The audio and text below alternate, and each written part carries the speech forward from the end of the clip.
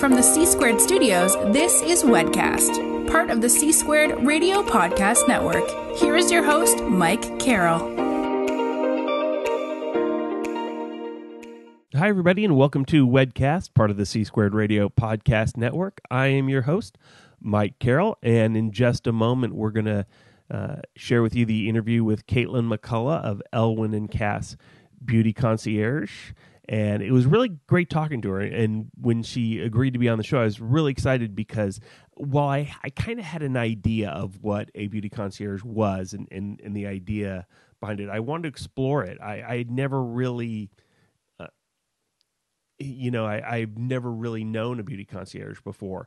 And so it was great to sit down with her and kind of find out the differences between her and a hair and makeup team and what the distinctions are between the two. And fun fact, Katelyn was actually the first person that I ever interviewed for WedCast.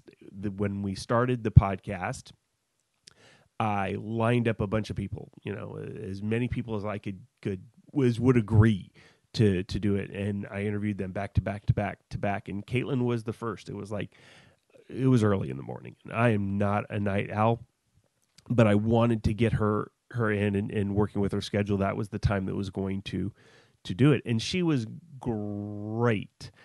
Made me look much better than I am. And getting through that gave me the confidence to then go into the next one and the next one and really starting to find my voice in this kind of realm.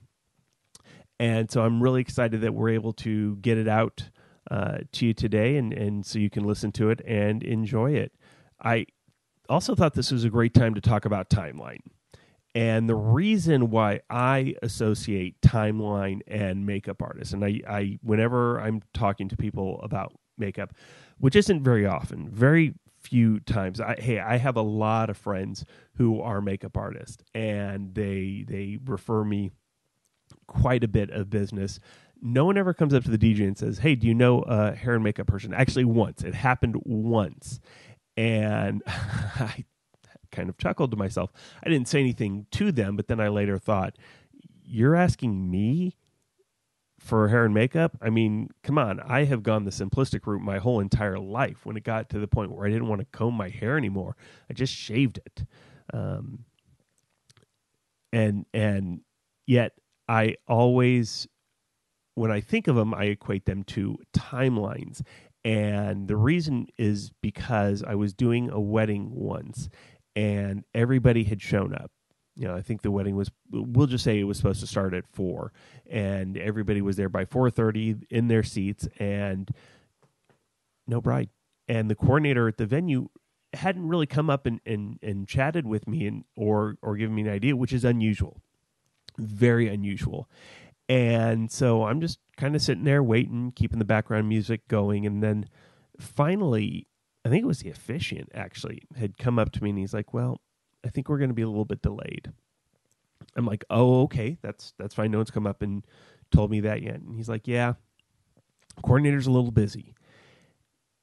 And then he says the hair and makeup team just showed up.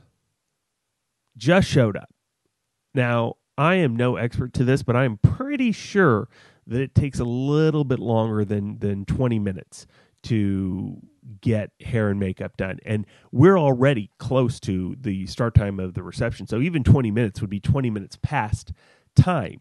She's now just showing up. And that is kind of an idea of how everybody in the wedding industry depends upon everybody else. Hair and makeup starts late. Now the bride is not ready on time, so when the photographer gets there, the photographer's not ready to start work, and now that pushes everything back. Ceremony starts late, and cocktails start late, reception starts late, dinner starts late. Now all of a sudden, the time that you had for the fun, the party, has been shrunk. And I usually think of hair and makeup when this happens, but it could be any vendor. I've had photographers who, the light is just perfect and they just get kind of lost in their creative process. And, an hour and a half later, the bride's like, well, shouldn't we be inside the reception? And it's not, if I could give a little advertisement for a wedding coordinator, or to give your venue coordinator very clear instructions on how to run things, it's not necessarily my job to tell a photographer what to do. I will certainly advocate. And in the situation where I realized that we were going late, I certainly did go out there and let the bride and groom know, hey, this is what's happening. You tell me what to do.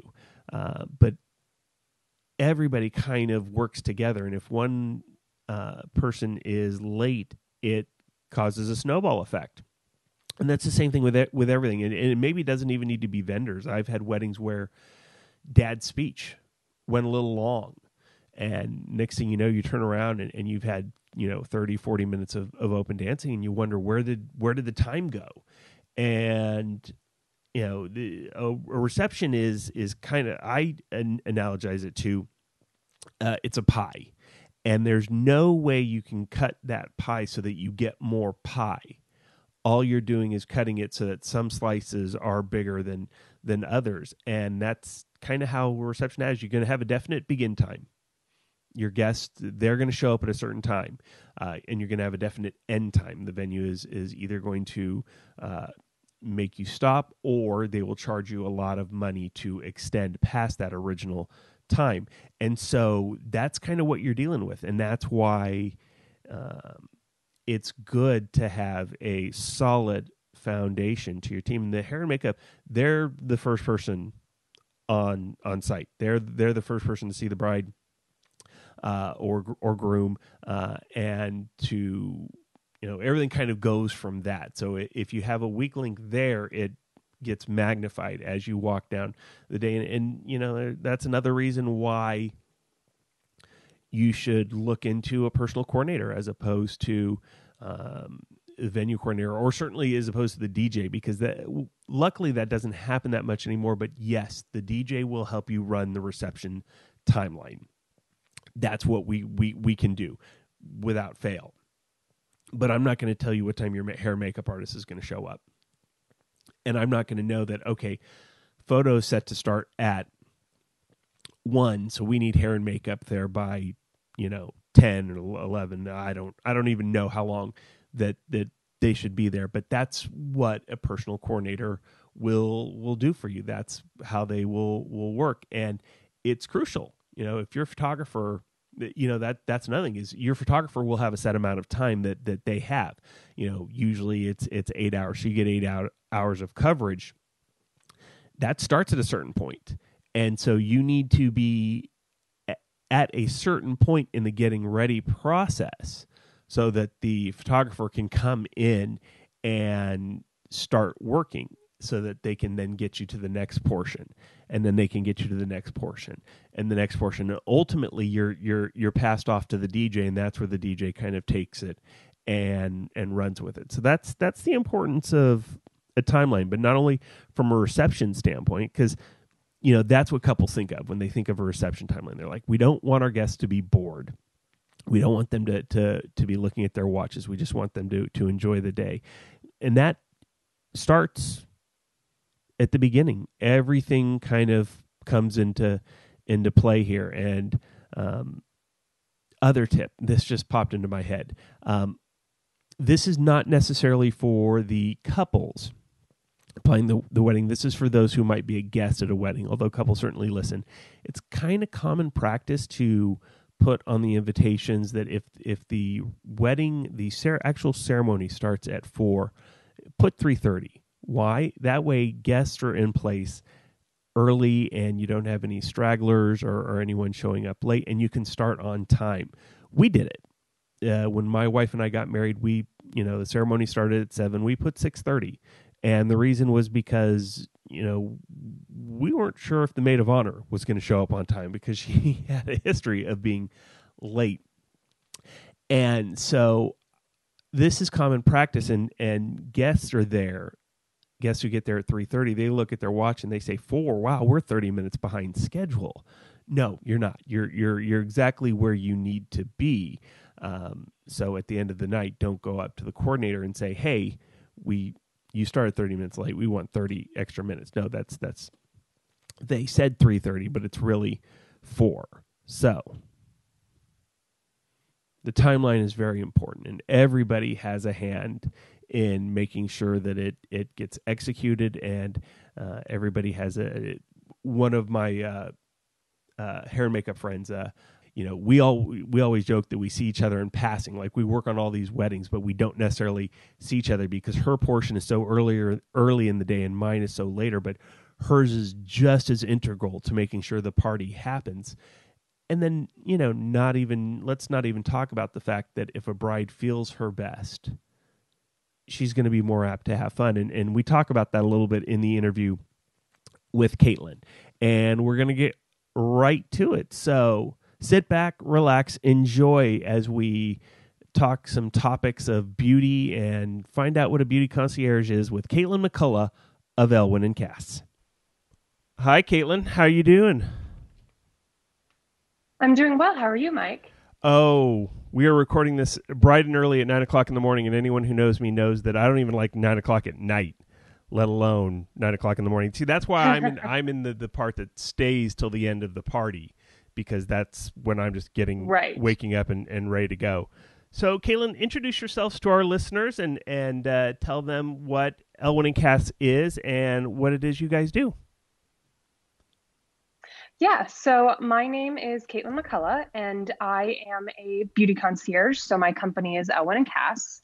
So we personally match and coordinate hair and makeup artists for clients based on their specific needs. So whether that's the style they're going for, they have a particular budget in mind, where they're located, just all the little nuances that make the experience more unique to each individual person and who they are and what their needs are.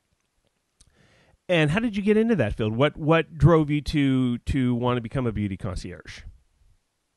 Yeah, for me, it was just really wanting to alleviate that stress from it, because growing up, my dad's an attorney. He would have a lot of clients that would have special events. And I personally have very thick and curly hair. And I just found it to be a very large struggle to find someone who was reliable and who could actually manage my hair or do the styles that I wanted.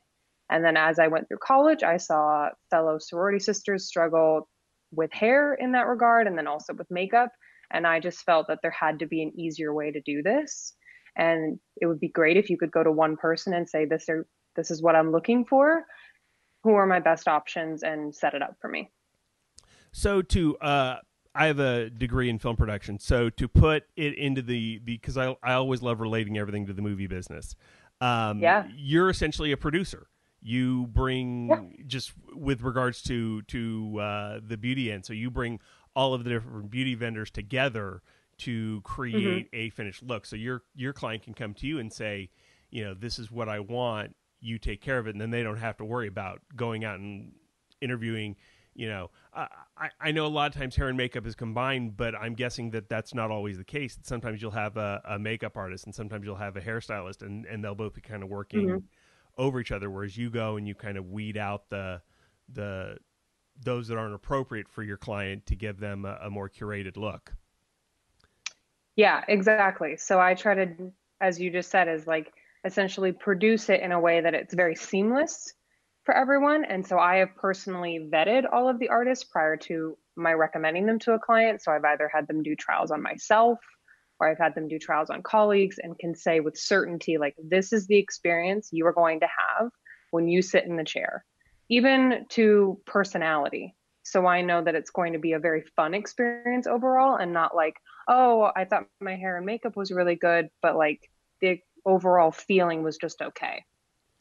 That's something that I'm glad you brought up that I never thought of. As a DJ, personality for us is huge, and I always tell couples that you need to think also about the personality of your photographer, because they're guiding you through the whole day. But I just now, almost 20 years in the business, realize that your hair and makeup person, you got to have a connection with them, because you're going to be stuck in a chair with them working on you for 3-4 hours throughout the day, and that's a long time to be stuck with someone that you just don't click with. Totally. And they're usually the first person you see in the day. Like, hair and makeup starts the day essentially. So you want to start it off on the right foot and get along with the person, have fun, be on time, all of those things. Because if you don't, then it kind of just sets the tone that like, the day isn't exactly how you envisioned it to be. And you're spending so much money, like that should not be how you start your day. So if I get to the ceremony and reception portion, I have a stressed out bride, I can blame the makeup artist. It's no one else's Potentially. fault. It's no one else's fault. It's the makeup. The makeup person came in with a bad attitude. See, and the funny thing is when I talk to my other vendor friends, the thing that we always stress, the importance of hair and makeup, is if one little thing goes wrong there, it snowballs. I had a wedding years ago where the hair and makeup artist showed up late. And we're there at the ceremony, officiants mic'd, we're ready to go, and it's still another hour before we get to start because the bride's hair and makeup isn't done. And so that's why, when couples ask me what are things we need to think of, I'm like, well, you need to make sure that your hair and makeup is on it, because that then kind of steamrolls for the rest of the day. Now all of a sudden you don't have as much time as you thought you did. So totally. How does the process work? A client comes to you. How do you kind of lay the road work for getting them set up with a specific beauty vendor? Yeah. So before I can ever send a quote to a client, so usually they either come to me directly or it'll come through their planner or something like that. And they inquire about certain dates and things. And then I will ask more specific questions like, how do you envision your hair and makeup? If you have photos, please send those to me. What's your level of coverage that you normally wear or that you want? Do you want light foundation or like full foundation? So like super light or to like a glam type of look? What's most important to you in this process? Are you really caring about just the convenience of it all? Is it quality, cost, combination of the things? Just to kind of the little nuances, even as far as like, tell me about you. Like, what is your personality like? What are your hobbies? What do you like to do for fun? That way I can match on the personality that we were just talking about. And then once I have those ideas, then I will usually send about 3 or 4 options, all within those parameters. Because a big thing for me too is if someone has an ideal budget, I never want to send them someone that is, this is your perfect fit. And then they're like, well, that's way out of my budget. Like I never want one of those say yes to the dress moments that we used to see on TLC where it was like, oh, that's a bummer. So I'll send them. I would not see the say yes to the dress. I'm totally lying. I'm totally watch any show involving weddings. I was all about it. I apologize. Yeah. Keep going. No. That's great. You get the whole context of that. Yeah. But yeah, so after that, rather than sending like 50 plus options, which most couples are inundated with when they go on Google or the Knot or Instagram or any of those, I have them sending 3 or 4 that have portfolio links, their pricing, notes about their personality and their bios. So it's all very succinct for someone to look at and go, oh, I like this artist versus this one. Like I want to set up a trial with this artist. So after that, if they want to set up trials or book for the day of, I handle everything. So I'm essentially their concierge where they can just tell me what they're looking for as far as dates for trials and things. And then I coordinate it. I'm the one that handles payment to the artist so that they never have to worry about, did the artist get paid? Did this happen? Are we behind on timing? I'm the one keeping track of everything. Yeah. So you're the one kind of making sure that all the elements fall into place. Because unfortunately, with right brain, left brain don't always work together. And that's a problem when you're working with creative. So it's good to have that one person who can kind of rein everything in. Now, when you hand a proposal, you said portfolio and bio and everything, is everything succinct so that you make sure that, because there's differences, some collateral material is very good and some of it is not so good. You make sure that all of it has kind of a look that fits, the Elwynn and Cass brand. So that way you're handing them equal, every artist that you submit is on equal footing. So they get to make the decision more based on actual talent and personality. Correct. Yeah. I mean, you just basically sum that up of even what I tell clients when I send it to them. It's like, they would rather I send you these portfolio links that I have put together based on certain styles too that you like, from them so that you can choose on merit rather than like, oh, this one has a better website or a better Instagram. Because sometimes we're not all good at that, like you just said. So I would really hate for a client to look at it and be like, oh, well, their Instagram doesn't seem as great, even though maybe they're the most talented person in the world. So I make sure that they're all very similar as far as quality of those links that I send. So they're all on equal ground. You mentioned Instagram, so let's talk Mm-hmm. about that for a little while, because I was at a function where we had a bride panel, and one of the brides said, how do you choose what you post on Instagram? She was actually kind of upset that her wedding didn't get as much social media's attention. So how do you decide what gets put out there from the different artists and everything? Yeah, I really like to be very thoughtful about the Instagram posts and try to give tips and just little advice notes for couples all the time. So I will mix them up. I usually like to mix in like hair photo, then makeup photo, then, full wedding party, or just different things. So it's not always the same. And I try to do it from most of the couples that we have. I sometimes don't always get the photos from the weddings. So if they get left off, it's not because I'm purposely trying to lose them or leave them off. I just didn't get them. But for most of the time, I really like to ask clients too, like, are you okay with me posting this? If I saw them post it, but I haven't received photos, I'm like, are you okay? Like, if I use this one, or can I have some of the photos? I try to be very thoughtful about asking if they would like me to as well. Yeah, that's the other thing about it is there's a protocol. I mean, you don't want to put out a photo that the bride doesn't want out there, that maybe she's cool with it, but hey, let her post it first, and then you can kind of go from there. What are some of the trends that are popping up that you need to kind of keep a track of with regards to beauty services and we're focusing mostly on special events. I know special events is just one small part of what you do, but what are some of the trends that do relate to weddings, social functions of any kind? Yeah, I mean, particularly right now, there's more of the surge, I would say, or like resurgence of everyone's trying to stick to a more natural look. And natural varies amongst artists when it comes to makeup or even hair. But for the most part, they're just wanting to look like an elevated version of themselves. So it's like a 2.0 that I usually call it. So there's like a glow to their skin and everything, but it's not going bold glam, like huge lashes or red lips or anything like that. They're wanting to keep it very simple. I almost call it like a fine art look sometimes, of like what you'll see with fine art photography. So that's more of the trend with it. And then also just with hair, they're keeping it very simple as well. I've seen a lot of brides who just want hair down with curls. They don't want it up at all. They don't even want it half up. They just want it down, what feels natural to them. So, but my biggest advice is, even when it comes to trends, it's stick with what makes you feel comfortable. So I've had some brides who say they feel most comfortable when their hair's in a ponytail day to day, and are debating on whether or not to do that for their wedding day. And my advice is, if you feel the most beautiful with that, let's do a ponytail for you, because then you're not going to second guess yourself. So like, don't try something you've never done before for your wedding day, or even any big special event, really. And if you feel good, and this goes for everybody, bride or whoever, if you feel good, if you feel comfortable, you're more apt to kind of enjoy the moment and enjoy it and relax. Do you ever run into brides who you just have to sit there and say, you're overthinking it? Oh, absolutely.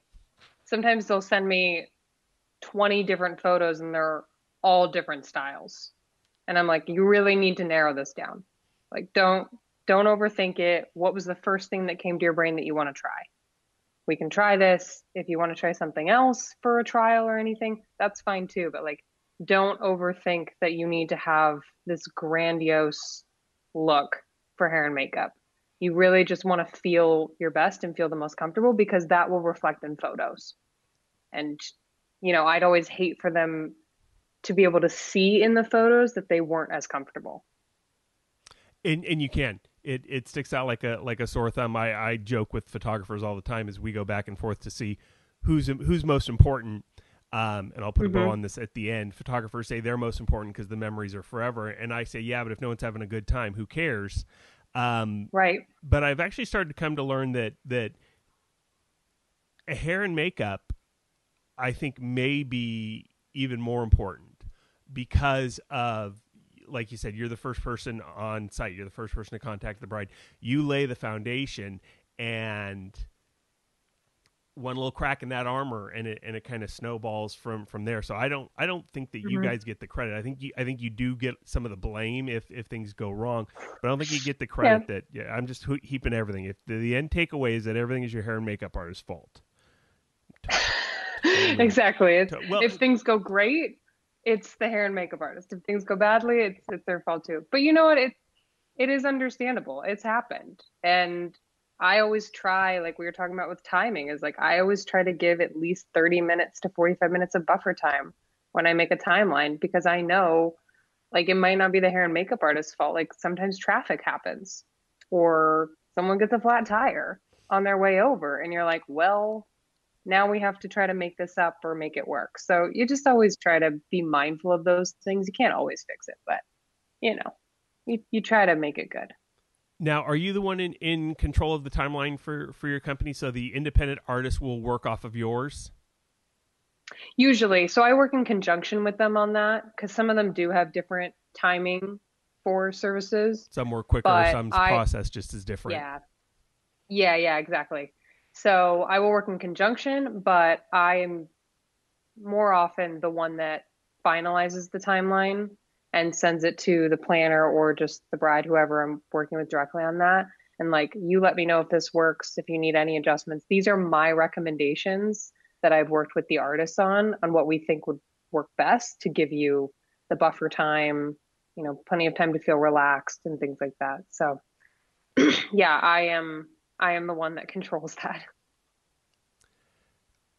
It's tend to be thought of that hair and makeup is for the bride only, but we're in a very different world here where, I think guys are starting to think a little more. I mean, I remember when I got married, me and the groomsmen, we all got together and put our suits on while my wife and her bridesmaids are being pampered and they're getting champagne and we had what beer was left over in the fridge from the night before. So are guys using the services more and more? Are there options for them? What are some of the things that you offer for the men in the process? Yeah, no, absolutely. I mean, I'm a big advocate of it's their wedding day as well. So whether it's groom and groom or bride and groom, usually for the grooms, I would say I've had a few where it was groom and groom and they actually got hair services as well as makeup services, because we always forget too, like with photography, is that the same reason that women get it is to look flawless on camera is kind of the same thing for men too, is it's just color correcting. So for them, it's typically just like concealer and, just to make you feel good on that, because even news anchors do it most often. So that's becoming more popular. Like guys are not being as afraid to ask for it. And then even for most of the grooming stuff for men, especially like groom and his groomsmen, is that doing barber services. So I've helped a lot with that, where I'll set up like, beard trims, straight razor shaves if they want them, haircuts, just the styling of that too. And that can be the day before or the day of. But they're really leaning into getting pampered too, since it is their wedding day. That's why I did a wedding where the groom got all of his groomsmen straight razor shaves, like the old timey barber shaves, and I'm like, that's such a cool idea, and so that's something that your company could handle as well. Yep, absolutely. Now, at what point in the are you proactive about it? Do you sit there and say, "Hey, have you thought of anything," or is it kind of feeling out process? Because you can tell when you're talking to a guy that look, I could care less. But then there are some guys that that they want that attention. Is that a feeling out process, or do they come to you and say, "Hey, this is something we're looking into"? It's a little bit of both. I usually feel it out.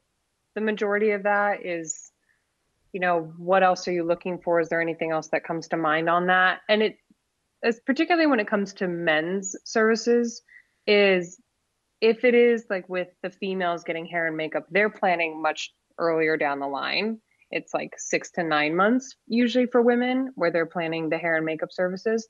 And then probably about a few months out is when I'll usually get the requests for the men.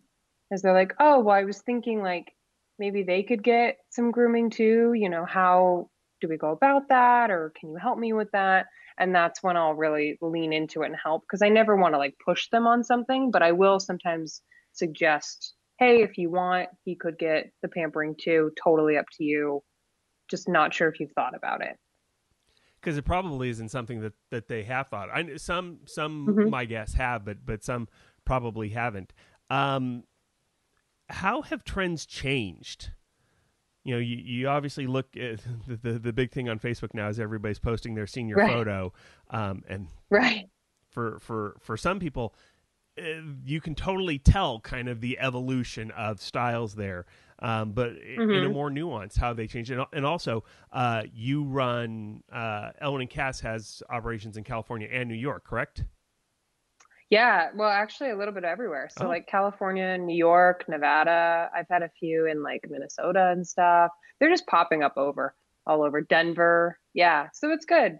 But the trends, as you're pointing out, like they differ in each area, really. Like the New York ones want a more kind of glam feel. And the California, I mean, LA kind of is that way, but then the rest of California is more natural, as we were talking about earlier. And then the same thing, like when it goes to Denver and the other destination spots, is that I'm just seeing more like the overall evolution is like what your question was, is people used to kind of go a little bit more grander as far as like really big hair or like the really big makeup, like winged liners and like just making it an event, which it is still, but now it's less of, well, I want to have like this vibe and it's just overall I want to look like myself. That's like what's been kind of the pervasive trend, I suppose, throughout the last few years that it's really going towards, is like we just want to simplify, like simplifying your makeup routine, simplifying your skincare, simplifying everything to just embrace what you already have. Like a lot of the people I know that have naturally curly hair, they're like, I just want to keep it curly and I just want to enhance it. I don't want to straighten it. I don't want to not make it something else. So that's kind of just what I've really seen and what I'm enjoying seeing, really. I have naturally wavy hair and I chose to just get rid of it. See? Kudos. I can't really well, I could do that. No, you totally could. I get why you wouldn't want to. Totally get that. But I just got to a point where I was done with it. I'm like, you know what? That's getting rid of it. That's 5 minutes in the morning that I don't have to spend. But yeah, I'm a little different and a little interesting. So you keep talking about simplify the process. How do you, how can you communicate that to a bride? Because I imagine that you get some that are there and they're kind of all over the place. How do you rein them in? How can you help them keep things simpler? Yeah, I really just, when it comes to if they're confused about like what look that they want, because Pinterest can be a blessing and a beast at the same time. And I just honestly will ask them things of like, well, how much makeup do you wear on a daily basis? Like, what products do you have in your kit at home? Like, what hair products do you use? Just what is your daily routine? Because that's usually what they're looking for, is they're looking for something that's just an elevated version of what they normally do because that's what they feel comfortable in.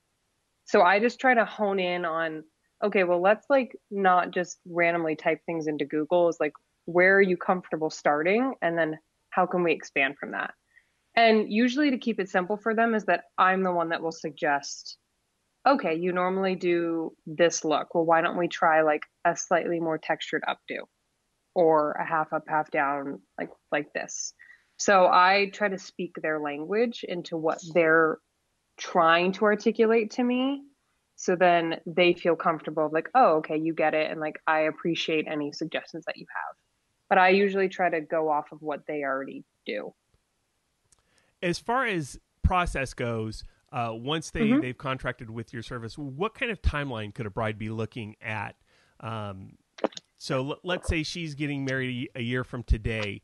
Kind of what processes are in place that she should be ticking off, and in kind of what time frame should she be like, I should be doing this at this time or this at this time?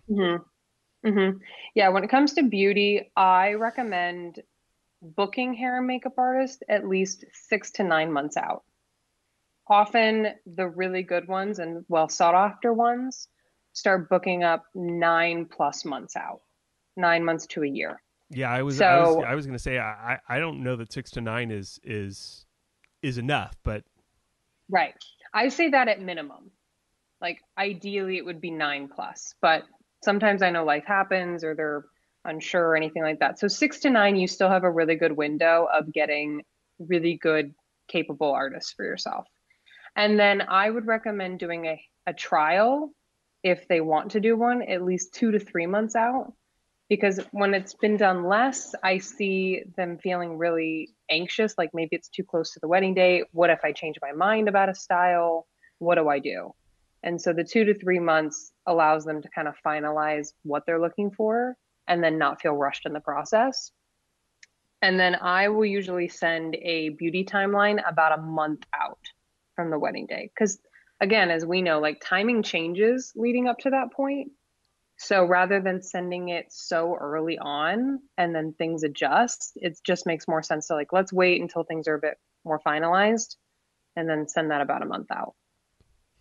Yeah, that's very similar to how I work. In fact, I don't even finalize the set times until a month out. So they have a certain amount of performance time, and that's locked in. But then because I'll have ceremonies that will shift from 4:30, they'll push it back 5, or they'll move it up, whatever as conditions change with the sun and in consultation with the photographer as well. What do brides need to think of that they aren't? If you could kind of be the voice of reason over all of them and say, hey, this is really what you need to be looking at. This is really what you need to be thinking of. Yeah, I mean, for the most part, I would just say for them is like, they need to do things a little bit earlier than they think they need to do things, because most often what I see is that, like, as we were just talking about, is like booking times, is that I've had some that come to me like 2 months out from their wedding day and are looking for hair and makeup artists. And I'm like, what are you thinking on this? I mean, of course I don't say that, but it's, but you want to, that's I get it. Yeah. Cause you're kind of like, I feel for you that like, this might be a little bit more difficult than you were hoping it was going to be. Like, we'll work it out and it's going to be fine, but you're creating undue stress on yourself. So to not stress out, I would just say, like, give yourself more time and just enjoy the process too. But don't think to just start planning, a few months out, because that just causes so much stress for everybody. As a concierge, obviously you're better equipped to handle the bride who waited until 3-4 months out or however long. Busy wedding weekend. How many weddings or events, I guess I should say. I mostly do weddings, and I flat out admit it, but I know that not everybody has that kind of narrow focus. So how many events per day can you do? Or is it a sliding factor? If you supposedly can say do 5, but you get a really cool 6th bride, do you have the ability to expand? Yeah, usually. I mean, I work with so many artists that I can have multiples on days and be able to distribute those out to them, and they can do a bunch of work. I would say the busy months, as we typically know, are spring and the fall. And so October being one of the busier ones, especially in California, is, I think, last year on a few of the October dates, and then this year too, it's coming up that way, that it's like 10, 12 plus on a day, on like a Saturday, and then the weekend, so I think October of last year, there was like 50, 55 within the month. So it can be a lot. But again, it's like, I'm that person for the clients that everything is going to be streamlined. So like, you don't have to worry about it. The artists are going to show up and they're going to do a great job for you. But yeah, it can be a lot sometimes. So especially those busy weekends, like we're talking about, like even 2020 still, October 10th and October 3rd are just the busiest days so far that I'm seeing. Yeah, we're experiencing that as well with October. And the reasoning, of course, is because the weather is so good in October. What does weather play into the role that a bride needs to think of with regards to beauty styling? Yeah, weather plays a huge role in that. So for hotter months, you're probably going to want makeup that is more long wearing and like not super heavy because there's a higher likelihood you're going to sweat it off, which is not a fun feeling. And then, or have to worry about like potentially feeling oily or that it'll sweat. And usually, you want your hair up on those times because again, like if your hair is down and it's really hot, it's going to make your face hot. It's going to make your face red. It's going to show up in photos, all those things. And the winter months is that you just want to be more moisturized. So probably a big thing for brides to think about, and even just bridal party members, is having a really good skincare routine, because the skincare, like your skin is the foundation for your makeup. So just making sure that that is really in line the whole way leading up to it is a really good idea to have, because otherwise it's just going to make the process a little bit more difficult on the day of. Well, you mentioned skincare. Let's talk about that a little bit. Yeah. How does that play into? I mean, obviously, it's your skin is the canvas at which the artist paints on. What are things that bride need to be thinking of in the prep up to the wedding day? Yeah, prep up to the wedding day is a lot of the times I get asked about when should they do a facial if they're going to do one. I usually recommend doing like a tester facial about a month or so out from your wedding day to like see how it feels, how your skin reacts. And then you could do a full facial again, probably about a week or so out from your wedding day, if not a few days before. And I always recommend like the tester one, just because God forbid you do it a few days before your wedding day and it's like out of a movie where you're just a blotchy mess. And then you're freaking out about that. So I would say like skincare wise, facials, if anyone wants to do them, do a tester a month out, and then a few days to a week before your wedding day, you can do the facial again. But then in between all of that is just be sure to moisturize like morning and night, do a cleanser, whether it's a charcoal type of scrub at least once a week, just fluff off dead skin. And that's the whole purpose of a cleanser, is just to allow the newer skin cells to come in and to breathe and to just keep the rejuvenation process going. So I would just recommend, like, if they have a good skincare routine already where their skin is clear and they feel really good about it, don't change it up the closer you get to your wedding day. Like, stick with what works. And would it be almost advantageous to do those in conjunction with your trial, facial, makeup trial, and then so that way you get an idea of what the finished product would be. Absolutely. Or if there's any, I did theater, and so I'm actually have had makeup applied to me a lot, and my eyelids are super sensitive. Any makeup on my eyelids, and I get a bad allergic reaction that actually led to pink eye once. So these are all things that you want to know if your facial product doesn't quite mesh with what the makeup artist is using for her products. Exactly. And that's really important to divulge too. So if you know as a client that like I have super sensitive skin to MAC products, or I'm really sensitive around my eyes and my eyelids, little things like that, those are really big to tell the makeup artist, in particular for skin, but then even your hair, if you react to certain products or you don't like them in your hair, like you do want to divulge those, because then it just makes the process that much easier versus them trying to guess, because no one's a mind reader. And then that makes it less of a fun process or experience if at the end of the day you're like, well, she didn't know that. Like, well, did you tell her?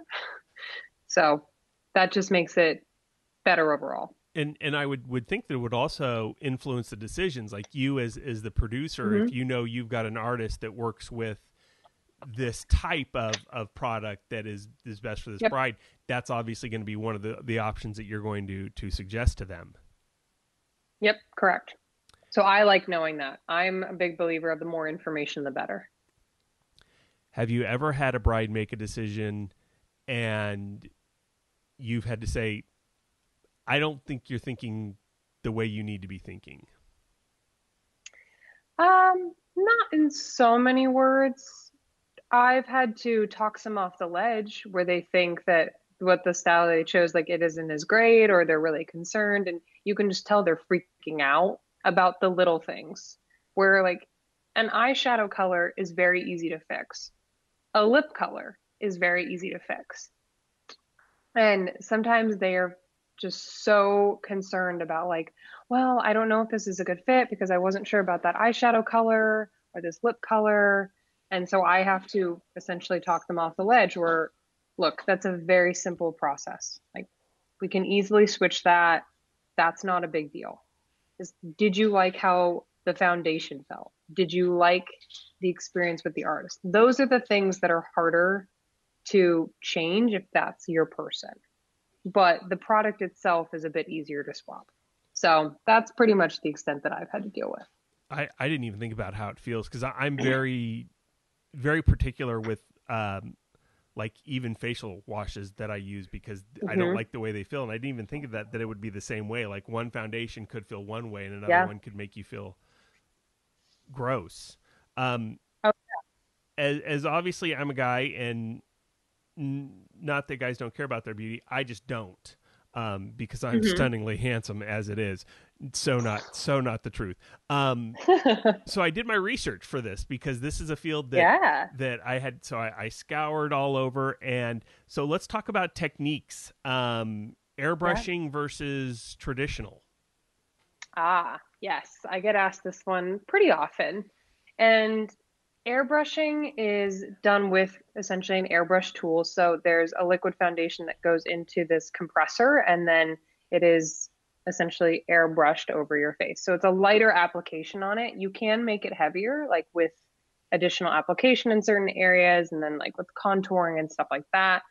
I typically recommend airbrush for anyone that has super sensitive skin, has oily skin, or just hates the feeling of makeup. Because airbrush, like those are the good pros with it, and the fact that it's very light feeling and it just looks like you were slightly photoshopped kind of idea, but if you were in person. Though some of the caveats are you can't really touch it up later in the day because traditional foundation or concealer or powder won't mesh as well if you don't have what it was applied with, which is the airbrush tool. So that can be a little tricky. And then traditional foundation usually has a longer wear to it. More often it can last from morning till night to the next day. So they can be extremely long wearing. They can sometimes feel heavier, but there's so many really good traditional foundations now that are so light that you almost don't feel them on your face either. It really comes down to preference. Just what do you prefer? And I'm totally lying because I've been fascinated with anything involving the wedding industry for a long time. So I remember when airbrushing came in as the buzzword. And I envisioned that was a time where do you offer airbrushing? And then you as the producer have to say, well, we do, but here's why I recommend it, or here's why I don't recommend it. Right. Exactly. And so again, that's like, okay, well, do you have super oily skin or like very sensitive skin? This might be a really good option for you, but I usually don't recommend it for anyone that doesn't have that, or sometimes like the moms and grandmas. That's often not as good because it can just like look like it sits on your skin a little bit. So airbrush is usually not something that I recommend for older skin. What, as far as trends, are we going? How far deep down, you talked about moms and grandmas. How far are brides going? Like, are they getting hair and makeup for all of the bridesmaids and family, or just a more narrow focus? It's a little bit of either end of the spectrum, to be honest. So I have some that are very small. They're just like 3-4 people. Maybe it's the bride and 2 moms, or bride and sister and a mom. And then there's the other side where it's the bride plus 15 people. They're not really having a narrow window on that. It's not like bride in 7. I have some of those, but for most often it's either very small or very large. Do you get brides requesting artists who use specific product? Are they that into it? Yep. Yeah, I do. Some that are very into it, that they're like, I only want to use Charlotte Tilbury, or someone who specializes in that, or someone who specializes in NARS. So they do get very particular. And those aren't as often, but there's nothing wrong with that. Because if you like what you like, then you might as well make sure that the artist that you have can work with that too. And if there were certain products that a bride wanted to use that she personally owns, but wants the makeup artist to put on her, that's totally doable as well. Because at the end of the day, it's just what makes her feel comfortable, because it is her wedding day. You threw out a bunch of names there that I have no idea who they are. In fact, you may be making them up as you go. But the thing that popped into my head is that's a lot that you have to keep up. Like, as a DJ, I can turn on, the top radio station and listen for an hour and know. But it seems to me like there's a lot of innovation that's coming out that you've got to keep on top of, not only for what it is, but how it works and what it does and what its advantages are to other products. Yeah, exactly. And I really try to, like, as you were saying, is that some people might not know what those are. They're not keeping up to date with all of it. And it's a lot. So I wouldn't blame anyone. And that's why I really try to constantly give the knowledge on that, whether it's in a blog post or Instagram or Facebook post, just so that everyone has a working idea. Like, hey, if you're interested in lash extensions versus having false lashes on your wedding day, here are the pros and cons. If it's airbrush versus traditional, here are the pros and cons. Here are the types of extensions you should look into for your hair if you're wanting them. And just because a lot of people don't know or don't know what to look for. And so I try to be that resource for them so that they don't have to stress about it as much. Like, that's my job for them. Well, we are now to the part where we get to Fast 5 questions. Katelyn, are you okay with this? We're gonna dive down and we are going to settle the controversial topics that are affecting everybody's life in industry. Okay. Voicemail, yes or no? Do you leave a voicemail or you just text? No, I leave a voicemail. Red or white wine? White. Absolutely correct. Veil or no veil? Red wine is awful. I don't know why people drink red wine. I've had some red wine that I really like, but for the most part, I'm a white drinker. But yeah, so I'm with you on that one. Back to the veil question. I like a veil moment. I think it's really pretty. Brands, CoverGirl or L'Oreal? L'Oreal. Dog, cat, or muskrat? Dog. Absolutely wrong. The answer was muskrat. I was very intrigued that you had muskrat on there. That's just how my brain works sometimes. That's impressive. I like it. Well, thank you, Katelyn, for joining us. I hope getting interviewed by a complete makeup noob was not a horrible experience as it could be. Now go ahead and take a moment to tell our listeners how they can find you, where they can follow you, and all that fun stuff. Yeah, absolutely. Thank you so much for having me, Mike. This was super fun. But anyone can find me on Instagram, Facebook, Pinterest, all at Elwynn and Cass. So it's ELWYNNANDCASS. And then same thing for the website is www.elwynandcass.com. And I'm the one that runs all of them. So anytime you reach out on that, you will be talking to me. And I'm glad you spelled it out, because I was gonna tell you to do that just to make sure. Well, thanks for joining us, Katelyn. Good luck in everything you do. And I know that, we don't really run into each other at weddings. I never run into the makeup artist. If I do, something's horribly wrong. But we'll run into each other at a networking function or something down the road. But thank you very much, Katelyn, for giving us some time. Yeah. Thank you so much. Have a great day. You too. Once again, want to take a moment and thank Katelyn for joining us. She was excellent. I am getting better, and that's what we're going to go. But thank you for listening. We are going to be coming back next week with another great episode. And if you want to listen to any other episodes, you can see, well, actually you can see, because we do put the episodes up on YouTube. So you can check them out on YouTube, but you can also check out the archives at c2radio.com under the WedCast link. You can also find our other show, our sister show, the Untitled Music Project, on C Squared Radio as well. C Squared Untitled Music Project is also hosted on Mixcloud, mixcloud.com/C Squared Radio. You can find the DJ side on the web at c-squaredevents.com. You can find the C Squared Radio on Facebook at C Squared Radio, and the DJ page is C Squared Events. That was a lot of information that just threw out at you. And now you know what you're going to hear. You're going to hear me say, and if you like this episode, leave us a comment. If you're watching us on YouTube, give us a thumbs up, but give us a subscribe. It helps us out greatly. So thank you for this week. Tune in next week where we'll have another great episode for you. So until then, good night.